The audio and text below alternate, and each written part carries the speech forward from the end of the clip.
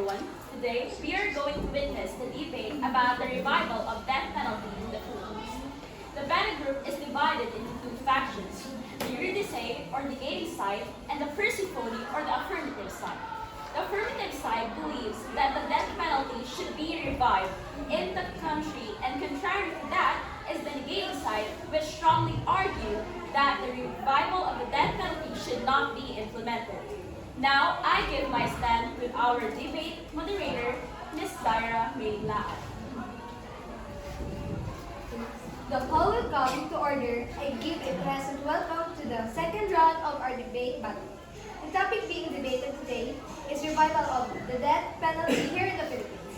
Seated on my right side is the Persephone group or the affirmative group. So their speaker are Princess Irene Magay, Terdy Mangkukang, and Amy B. Their researchers are Fiona Manglikmot, J.M. Manito, and Ruby Rose Flores. Seated on my left side is the Eurydice group or the opposing group. So their speakers are Amelie Ragas, Twinny Labtavera, and Jasper Imanbay.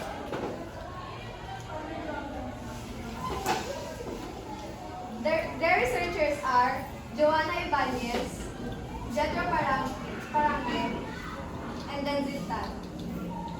So the videographer of their debate will be Justin Abari, Zarina Mitamandong, and Robin Nanica. And the timer will be Geisha Maven Tarico. The debater will have 3 minutes to state their remarks. The rebuttal is expected to state their opposing statement immediately. After each debater sits down, I will immediately call the next speaker to begin his or her address. I call upon the first affirmative speaker from the Persephone group to deliver the resolution and outline of their case.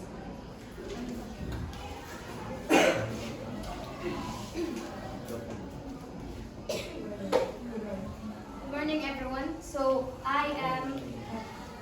we are very agreed to this topic, which is the revival of the death penalty, especially here in the Philippines. So what are the pros or advantages of death penalty if it is implemented here in the Philippines? First, it is a way to provide justice for victims while keeping the general population safe. So as I said, everyone will be safe if the repeat offenders are still are being done. Second point is it provides a deterrent against serious crimes. If you know that what you're going to do is can lead you to death penalty, you won't do it. So it will deter serious crimes. Third is it offers a respectful outcome. It's not only about the hanging, the firing squads, and other gruesome methods of life under the law, but it also it now offers the lethal injection, which is more compassionate than the others.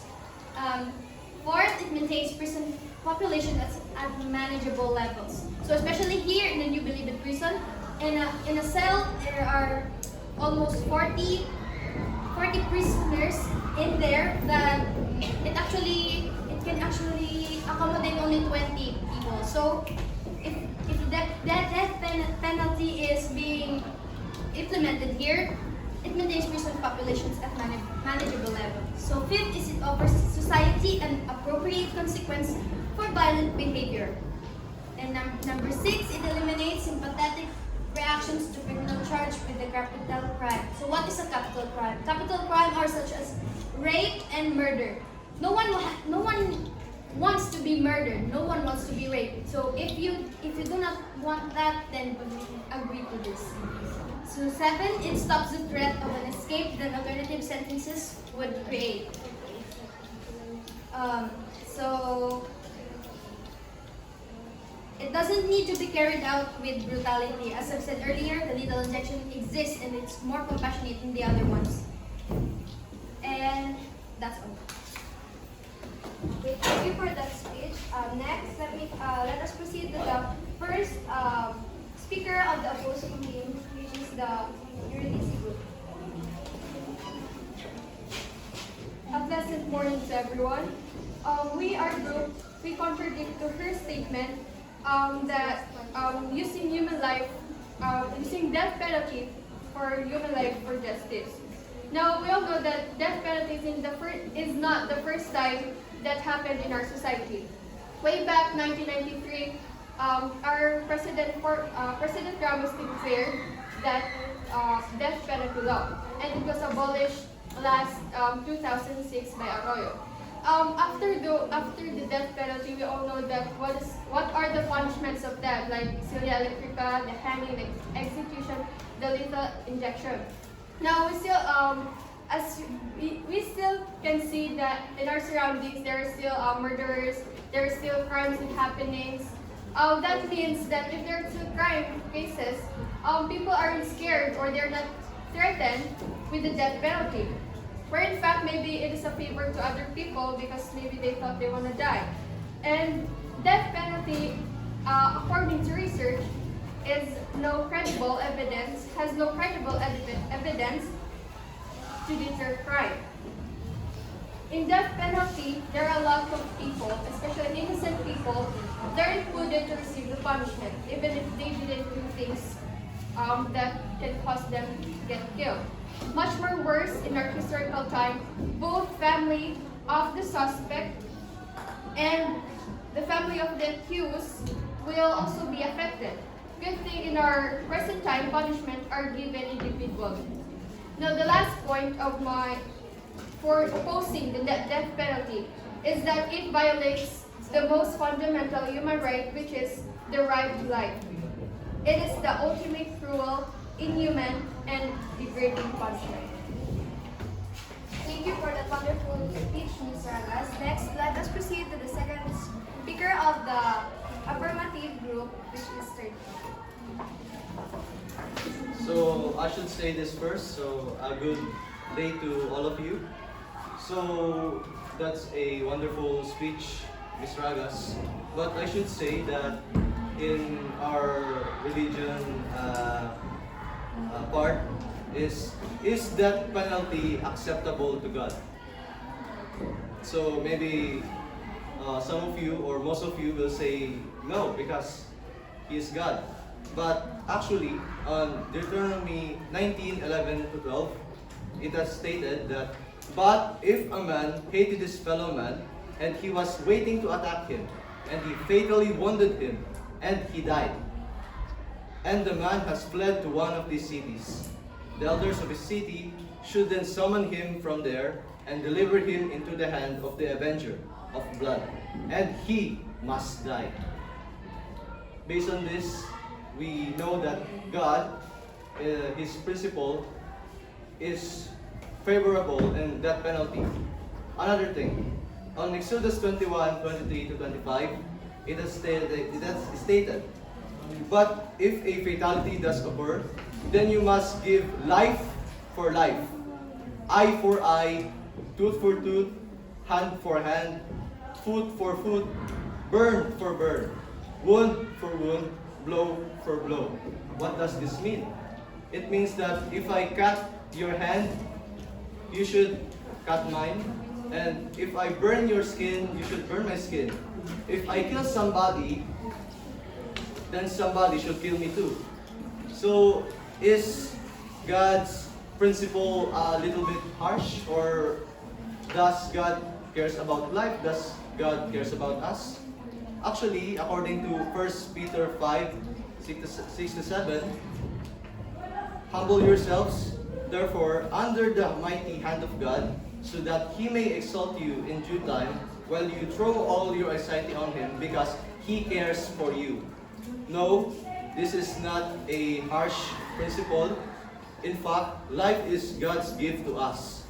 Because of Him, we exist and alive. So, is God's principle harsh or too cruel? According to Isaiah 61:8, "For I, the Lord, love justice." So, that penalty is not cruelty, it's what is called justice.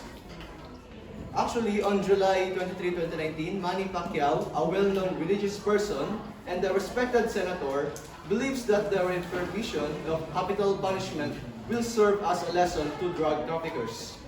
Pacquiao proposed high-level drug trafficking as part of the crimes punishable, he said that he supports the wish of death penalty by firing squad for drug traffickers. Thank you, Ferdy, but we need to stop your speech now. Next, for the second speaker of the opposing team, let me call Philip Anderson. Good morning, everyone.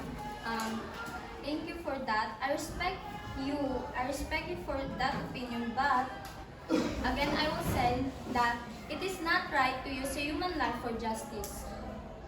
It is not proven that implementing death penalty can lessen the number of criminals or murderers here in our country.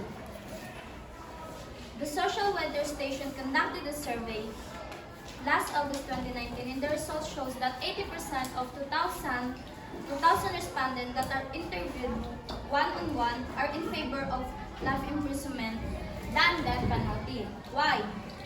That is a risk, and we should not take it. There are proven innocents that are imprisoned, but what if death penalty was implemented? What about the innocents? You can take those lives back. Our former President Fidel V. Ramos used this as a crime controlling measure. But during the presidency of Gloria Macapagal Arroyo, they abolished death penalty. Why? Because it is proven that criminal rate of our country didn't decrease when the death penalty was implied back then, but only showed traumatic example in our country and to other families. Let's take a look in other countries that have these death penalties, just like Canada. Canada back then also implemented death penalty. And the criminal rate of their country are about 50 or 51%. So this criminal rate only raised when they implemented the death penalty. But when they demolished this penalty, the criminal rate of the country declined. So which means that the only point of my speech is that the death penalty doesn't decline and lessen the criminal rate in any country, and it is not proven that it can be a great solution to lessen or to effectively decrease the criminals or the murderers in any country. Also, one side says that the death penalty is good because it scares people away from doing things that could get them killed. The other side says there's a potential of executing an innocent man. One says justice, retribution, and punishment. The other says that execution is murder. But in the 10th Commandment, it is said there that thou shalt not kill. Thank you. Thank you for that wonderful speech. So next, let us proceed to the third speaker of the affirmative group, which is IUB. I appreciate the opinion of the housing group, which is the Eurydice group, but I think that it is now time to move on from the old. Many people oppose death penalty mostly because it is, for one, inhumane. They think that if you impose death penalty, we are no better than barbarians who used to kill back then. But let us face the music.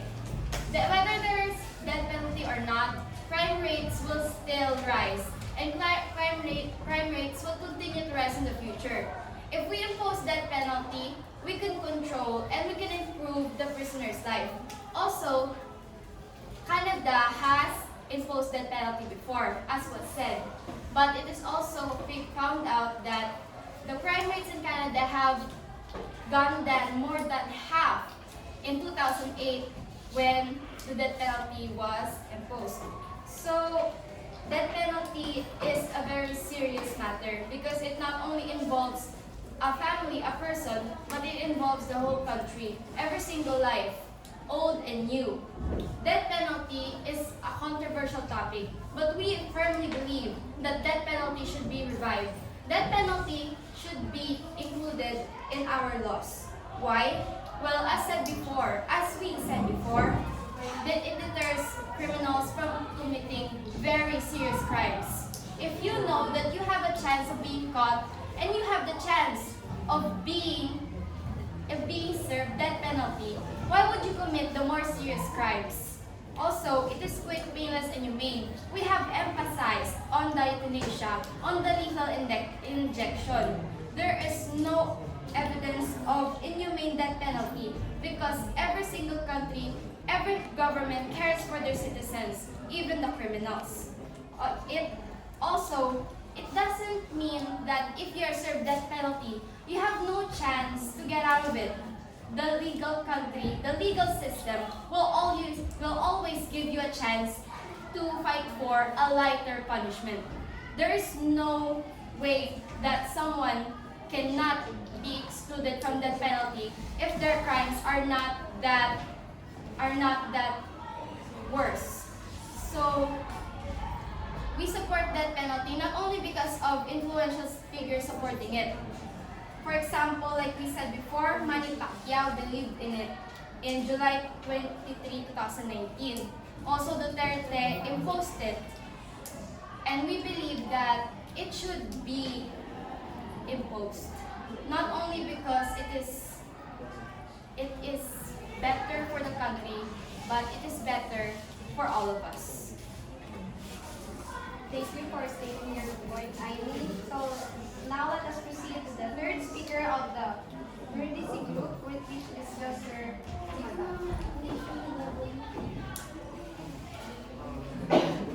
Today, I will speak as the third speaker of the negative group. First, before I say anything, I will say that I respect every opinion everyone has. But, first, Magay said that justice must be implemented by using the death penalty. First of all, why would you use something that is not so effective? Not everybody is scared to death. Let's say that they still have their sympathy to those who are the criminals that kill people, rape people. Let's say that they don't have empathy. Empathy is different. If you say that you're a psycho who kills a lot of people or is in a killing spree, would you be afraid of death? Of course not. Because personally, death is not so scary at all. If you're prepared to kill, you must be prepared to be killed also. So something ineffective must not be used because it is useless in the first place. And even if it is not that scary, there are still some points that why it not must be used aside from being immoral. First of all, Japan are all atheists.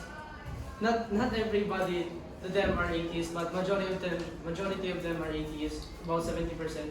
And the crime rates to them are very low, lower than a small island, because they are all atheists. They don't believe to God. Majority of them. Even if a few verses from the Bible say that you can kill people who also kill, will you still kill people who also kill? Of course not. Even if God says that you must kill someone who already killed because it is the right thing to do, will you still kill people? And it is not very beneficial to all. It is still better for everybody? No, of course not. And first of all, if God really exists, why would He let people kill each other? So, still, if God says in a Bible verse that you kill people who also kill, why would He just let kill those people?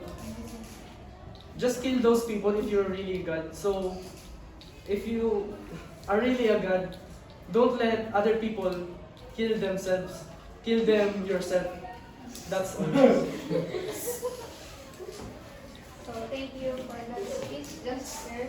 I congratulate all the debaters on their performances, and I thank the members of the hall for their for their sentences, and the debate is now finished.